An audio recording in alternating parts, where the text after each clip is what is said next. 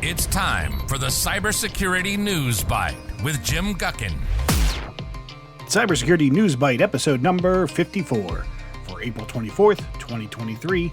Phishing scams targeting Microsoft Teams, LockBit Ransomware Group looking at Apple, an employee sent confidential data of 256,000 customers to personal email, and ChatGPT Themed scam attacks are on the rise.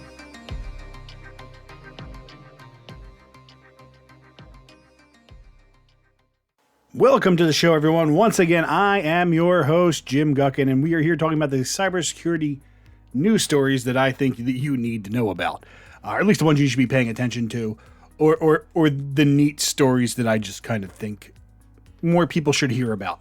And it's kind of hard getting these stories because sometimes I want to go down rabbit holes with some of these, but some of these are very simple. And I have to kind of balance what I think is simple versus what I believe is something that, I think people need to know. And that's where this first story came in. It's not really a big story. It's not something that's complex. It's just something that, is probably something you need to be aware of. So this is a current live scam that is going on. It is targeting people who need access to payroll files through Teams. And it is kind of a well-designed one where it uses a CAPTCHA checkbox. That one is, are you a human? Like, that's where this one is. But it's not like it's a fake one. It is a legitimate one. But the reason may surprise you. It's not doing anything with actually fooling the people they are targeting. It is more along the lines of, well, it's going to stop security tools because security tools are robots and robots can't check that button unless you've been on the internet where robots can check the button. But it is one of those things where, this is perfect because they put it behind a CAPTCHA box, which stops the security tools that you may have in place from scanning it.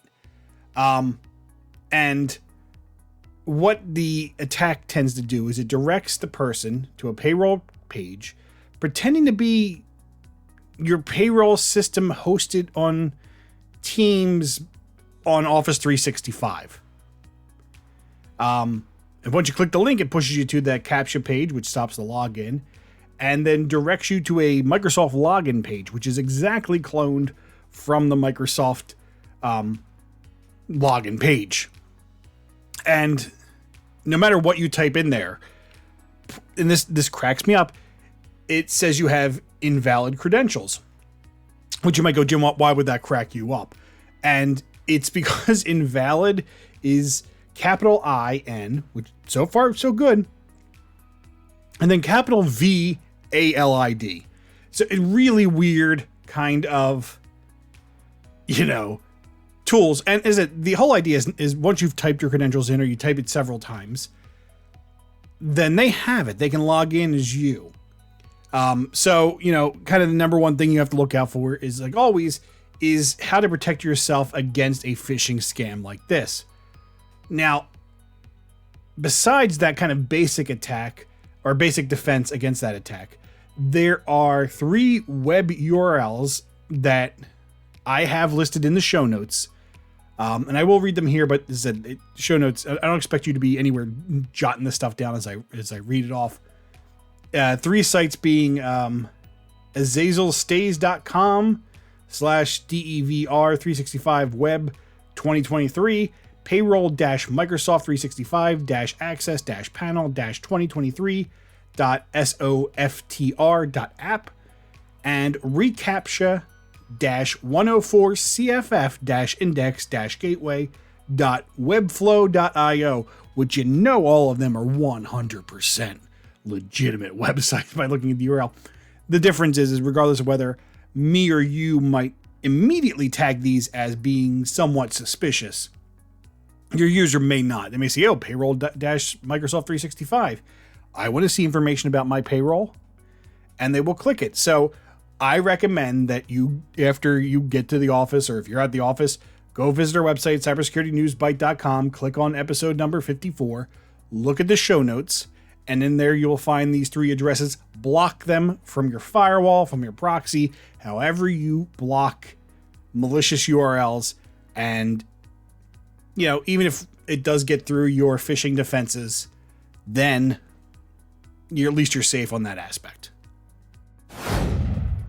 For our second story this week, and I'm going to be honest with you just right up front. I love this story because of how many times in my career, at both professionally, you don't have a professional career, but I don't have a personal career. Through my professional life and my personal life, that's probably the best way of saying it.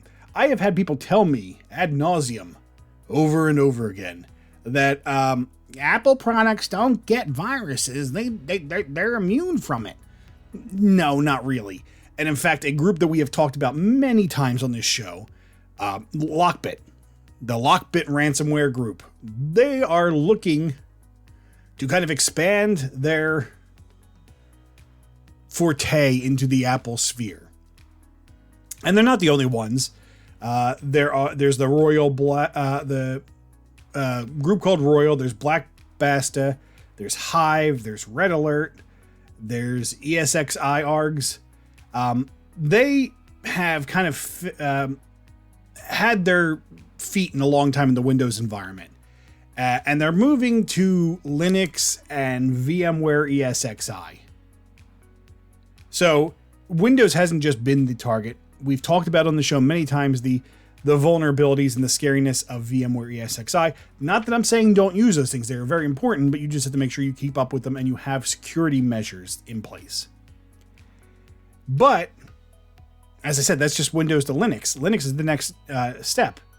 But LockBit is going beyond that and probably will lead the trend in others going this way is they want to not only target Windows and Linux platforms, they want to move that to Mac OS.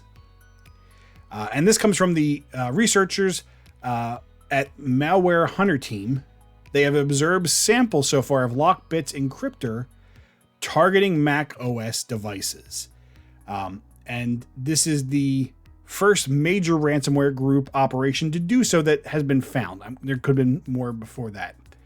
So the encryptor sample, named locker_apple_m1_64, really catchy name, targets Mac OS machines running the Apple M1 silicon chipset.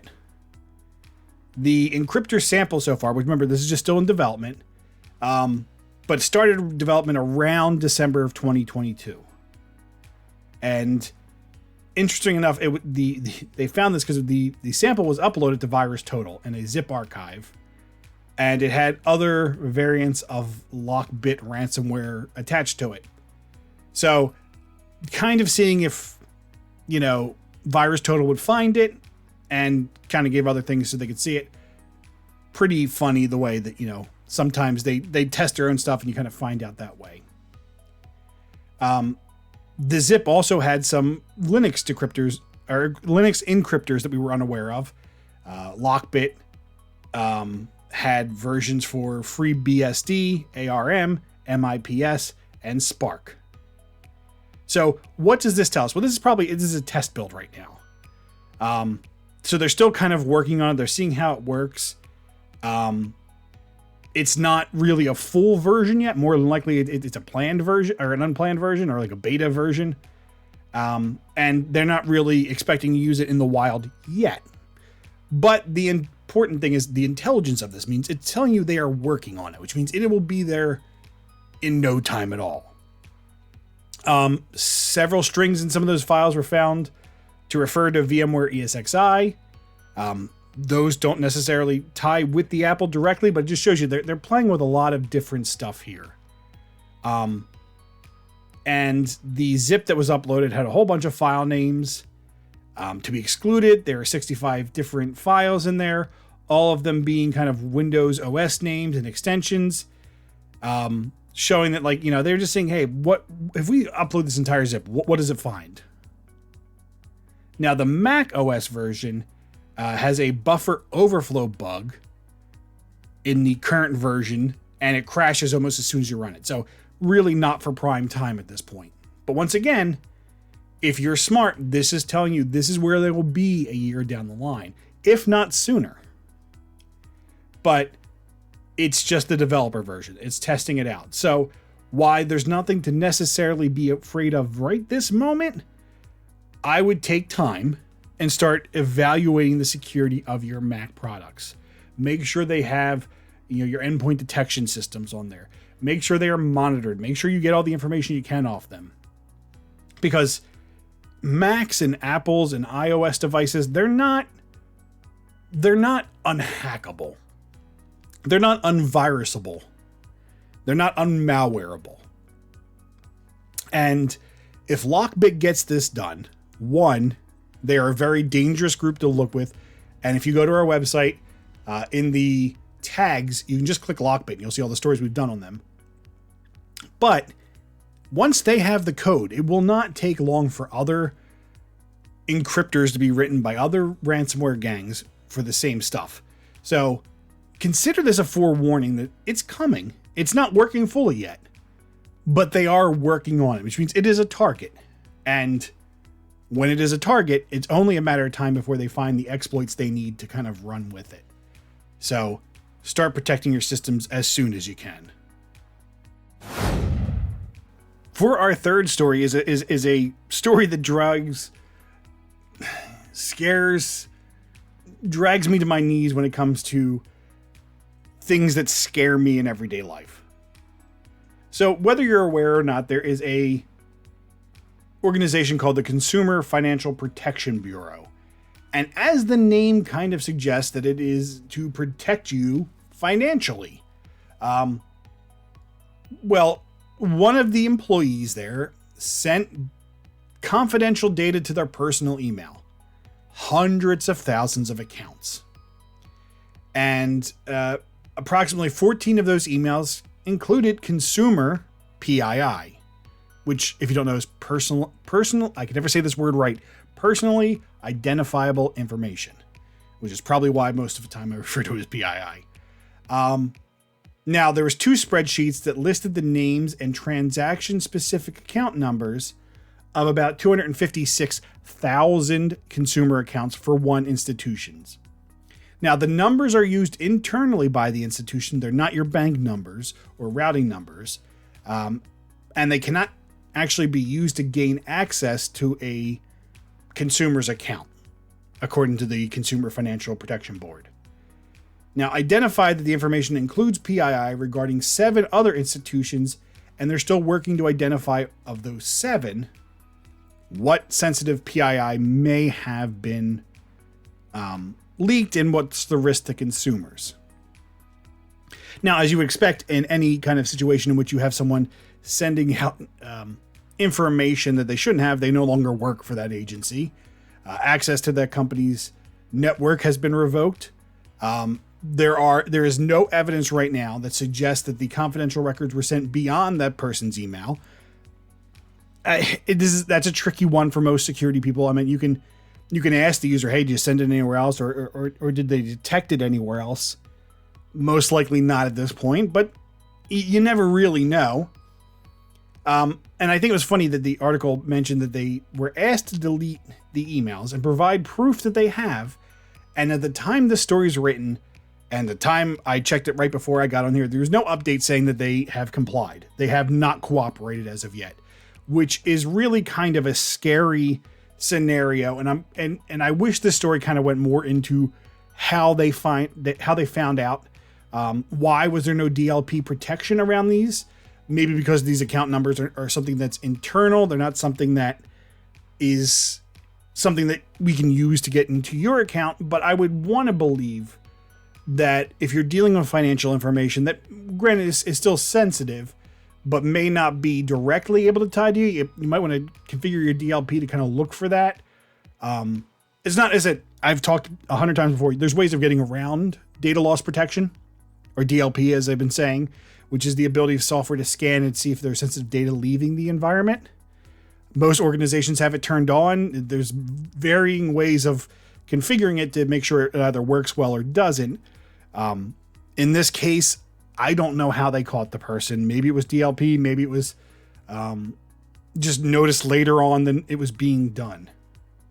But there was a bunch of institutions that kind of got leaked this way. It's just how many, did they do? And said the one had about 256,000 consumer accounts.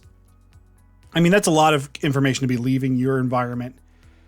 And there was no indication of why this user was sending it. Now, I'm going to assume non-nefarious reasons. The user probably wanted to work at home. There was some restriction from accessing that data off the network, wanted to get stuff done. I've seen users do this. It happens. I want to work at home. I want to get some of the stuff done, and I can't access that resource remotely, so that I'm just going to do that by sending the emails to myself. Now, I'm assuming they had training. It was probably told that they can't do that, but that doesn't stop people. Doesn't mean you shouldn't train users, because some of them will learn from that, but some of them are going to test those boundaries. And luckily, at this time, nothing was really done that was harmful. But it's something you kind of have to keep in the back of your head whenever you give someone information, because it could easily be something that turns into an employee on the back end sending out of the environment. I mean, all security tools in the world, someone's always found a way out of stuff. I mean, look, secret information leaks all the time. There are ways, but your job is to do the best you can to stop it. But this is always in my head when someone asks for information of a personal nature when I open an account. Because the person I'm talking to may not see it, and it's hidden from a bunch of people. Somewhere in that system, that data is still there, and it could be linked to me, whether it's a number I know or not. So it keeps me worried, but what I want to say from this to defend yourself is make sure your DLP is honed not just to the default, information, the social security numbers, the addresses, the emails. Make sure it's tuned to any specific numbering scheme that you may use to protect your users in the long run. And for our final story this week, I want to say it's something that I feel like you can't go a few weeks without talking about, which is ChatGPT. So, Unit 42, which is Palo Alto's security team, have been watching these ChatGPT themed scams kind of rising over the last half a year. So they have noted between November of 2022 and early April of this year, there is a 910% increase in the monthly registration for domains that mention ChatGPT. There is also a 17,818% growth in domains that are squatted, meaning they kind of grab them to look like something else. Or they grab the domains and then they just hold on to them for a period of time. Nothing's good going to come from these domains. They have seen that rise, and 118 daily detections of ChatGPT related malicious URLs captured from traffic seen on the Palo Alto systems.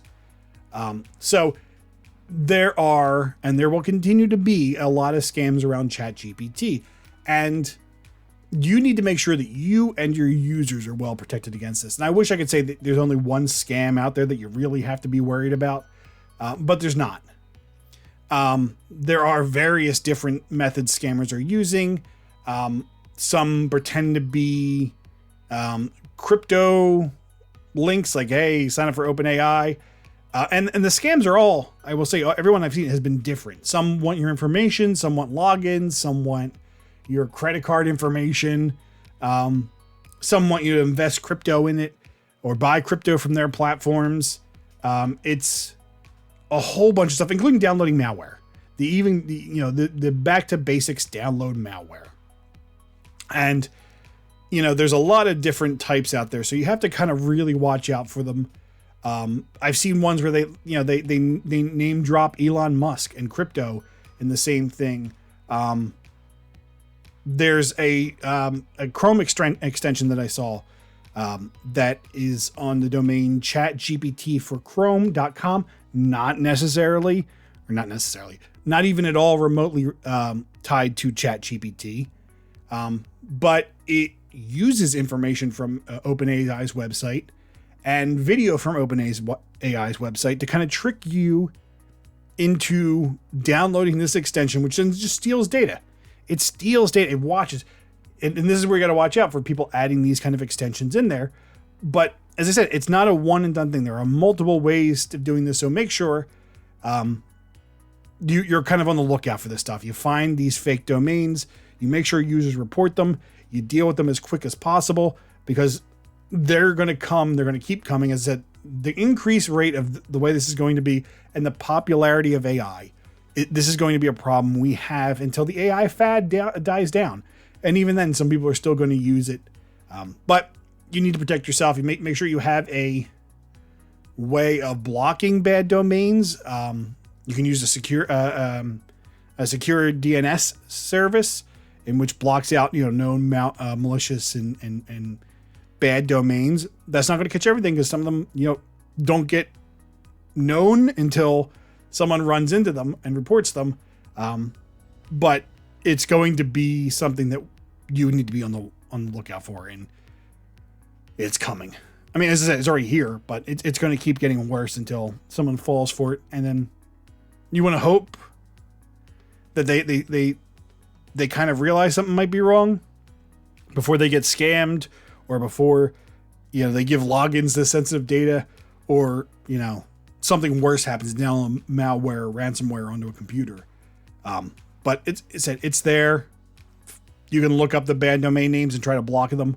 But it's going to be whack-a-mole for a while until this kind of calms down. Thank you so much for listening to the show.